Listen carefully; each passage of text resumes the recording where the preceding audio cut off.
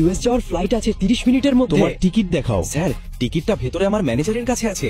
এই যে, বেরিয়ে যাও। এটা কোনো বাস স্ট্যান্ড না, এটা এয়ারপোর্ট। কেউ এমনি ঢুকতে পারে না। স্যার, আমি অনুরোধ করছি, আমার ইউএস এর ফ্লাইট 30 মিনিটের মধ্যে। টিকিট ভেতরে আছে। ভিখারি, তোমার জামা কাপড় নোংরা, তোমার স্যান্ডেল ফাটা, আর তুমি বলছো আধ ঘন্টার মধ্যে তোমার ইউএস এর ফ্লাইট। তুমি কখনো স্বপ্নেও প্লেন দেখেছো? আমি ভিক্ষা করছি স্যার, আমার ফ্লাইট আছে, দয়া করে আমাকে যেতে দিন। এভাবে যেতে দেওয়া হবে না, আমি অনুরোধ করছি স্যার। চলে যাও, না হলে মেরে লাল করে দেব।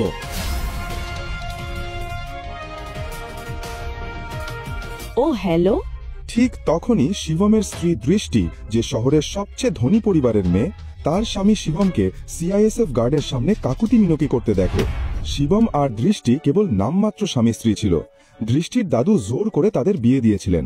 তারপর শিবম ওদের বাড়িতে এসে এক প্রকার চাকর ও জামাই হিসেবে থাকতে শুরু করে।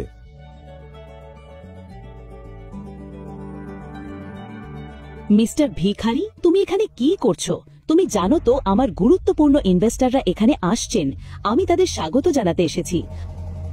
আমি এখানে কোনো নাটক চাই না। তাই তুমি যেটার জন্য এখানে এসেছিলে সব ফেলে দাও এবং এখান থেকে চলে যাও।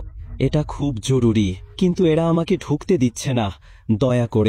দয়া করে আমাকে সাহায্য করো। তুমি এত সাহস কোথা থেকে পেলে? আমাকে ছোঁয়ার কথা কল্পনাও করো না। তোমাকে আমেরিকা যেতে হবে? আমেরিকার বানান বলো একবার। তুমি কি আদৌ আমেরিকার বানান জানো? কে সেই বোকা যে তোমার জন্য আমেরিকা